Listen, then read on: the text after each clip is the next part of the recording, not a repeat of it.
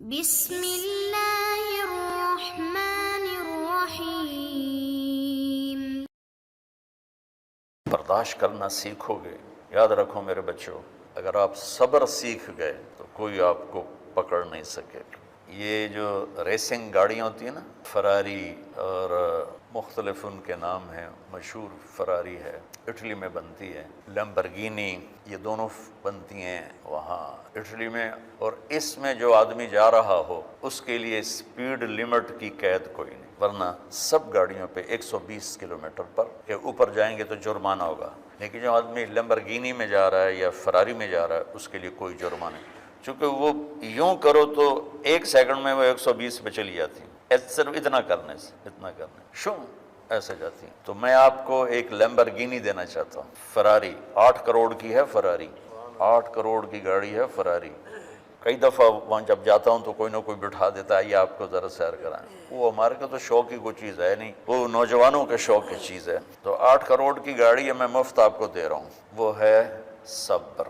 آخرت کے سفر میں اگر تیز چلنا چاہتے ہو، سب سے آگے نکلنا چاہتے ہو، تو صبر کی فراری پہ سوار ہو جاؤ، تمہیں کوئی پکڑ نہیں سکے گا، تمہارے کوئی قریب بھی نہیں آ سکتی۔ دنیا میں صبر کرنے والوں کا قحط آ گیا، بڑے بڑے علماء ہیں اخلاق سے خالی، بڑے بڑے علماء ہیں صبر جانتے ہی نہیں، اور پورا معاشرہ سر علماء، تم کل کے علماء ہو اس لیے علماء کی بات کر رہا ہوں، ورنہ پورا معاشرہ میرے بچوں صبر سے خالی ہے۔ تم سیکھو، دیکھو میری ایک بات سن، علم کی کمی ہو تو اچھے اخلاق اس کو چھپا دیتے ہیں، اخلاق کی کمی ہو تو بڑے سے بڑا علم بھی اسے چھپا نہیں سکتا۔ سارے عیب ہوں اور اخلاق اچھے ہوں تو اخلاق وہ چادر ہے جس میں سارے عیب چھپ جائیں گے، بس ساری صفتیں ہوں اور بد اخلاق ہو تو ہر صفت کو بد اخلاقی چھپا دے گی۔ میرے نبی نے نماز لمبی پڑھی، اللہ نے روک دیا، کہا نہیں چاہیے، ما انزلنا علیک القرآن لتشقی، مختصر نماز پڑھیں، درمیانی نماز پڑھیں۔ پیسہ سارا خرچ کر دے، اللہ نے روک دیا،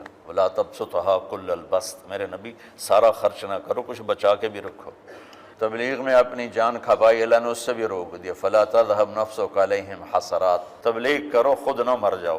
تبلیغ کتنا بڑا عمل ہے، اللہ نے کہا اعتدال، نماز کتنا بڑا عمل ہے، اللہ نے کہا درمیانہ ہاتھ رکھو، مال خرچ کرنا کتنا بڑا عمل ہے، اللہ نے کہا درمیانہ ہاتھ رکھو۔ جب میرے لیے میں نے اخلاق میں بلند پرواز دکھائی تو اللہ نے کہا شاباش انک لعلی خلق عظیم، میرا نبی میں آپ کو شاباش دیتا ہوں، آپ کے اخلاق بڑے عالی شان۔ یہ نہیں کہا کہ اتنے بھی ذرا تھوڑا اکھ بھی کھائی کر کوئی کوڑا ہویا کر، تو تم مولوی بڑے غسیلے ہوتے ہو، تم میرے بچے بیٹھو نا اس لیے بات کر رہا ہوں۔ صبر نام کی شے ہی نہیں ہوتی، فقہ پڑھنا تو ہماری مت ماری جاتی، قرآن کو بھی فقہ کے انداز میں پڑھتے ہیں، حدیث کو بھی فقہ کے انداز میں پڑھتے ہیں، بخاری سے زیادہ امام بخاری پڑھاتے ہیں، ترجمۃ الباب پہ اتنا وقت لگا دیتے ہیں کہ حدیث جو اصل چیز ہے اس کی طرف توجہ نہیں جاتی۔ امام بخاری کی کتاب کا مقدمہ کوئی نہیں، تو اس پر جب بخاری شروع ہوتی ہے تو ہفتہ اس پہ سبق چلتا ہے کہ امام بخاری نے مقدمہ کیوں نہیں لکھا، جی میں سارے مل کے یعنی امام صاحب نے تو گلاں کی جان،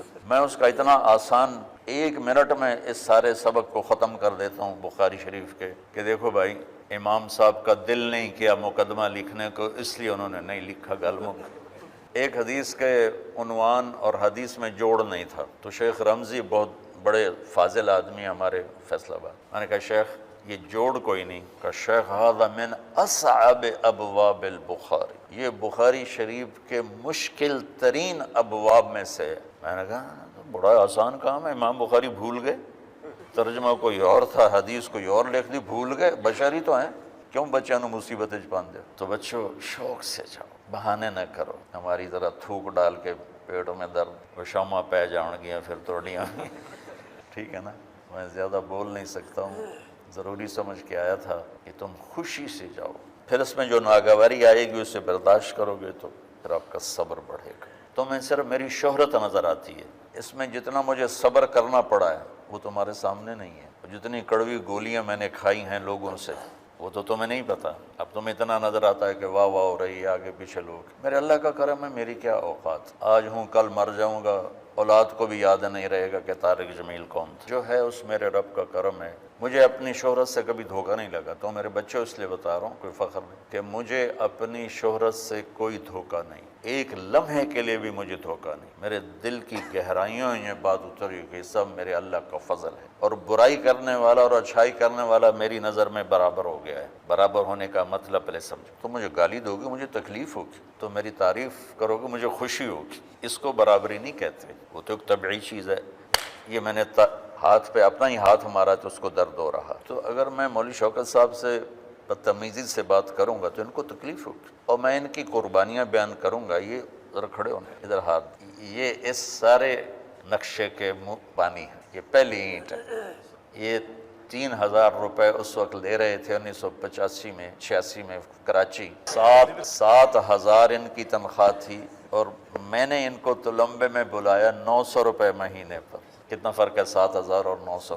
لوگ میری تعریف کرتے ہیں، میں اللہ کا شکر ادا کرتا ہوں، اور اس پہ میں تکبر میں نہیں آتا. یہ ہے مدح اور ذم برابر ہو جائے، یعنی تعریف کرنا اور برائی کرنا برابر ہو جانے کا مطلب یہ نہیں ہے کہ برائی کرنا سن کے اثر نہیں ہوتا اور تعریف سن کے اثر نہیں ہوتا. نہیں، برابر ہونے کا مطلب بتا رہا ہوں. اس کی توفیق تائید رحمت اپنی اولاد کو بتا رہا ہوں. کوئی میری تعریف کرتا ہے، میں اللہ کا شکر ادا کرتا ہوں اور اپنے آپ کو بھولتا نہیں ہوں. کوئی میری برائی کرتا ہے تو میرے دل میں اس کے لیے کوئی منفی جذبہ نہیں پیدا ہو. یہ ہے اچھائی برائی کو برابر کر دینا. کہ میرے اوپر مختلف الزام لگتے ہیں تو میں ان کو پی جاتا ہوں، اور اس طرح کا معاملہ کرنے والوں سے اپنے دل کو بالکل صاف رکھتا ہوں، بالکل صاف. اور میرا ان سے معاملہ اسی طرح ہوتا ہے جیسے پھر آؤ جی، اپنی وجہ سے کبھی کسی سے قطع تعلق نہیں کرتا.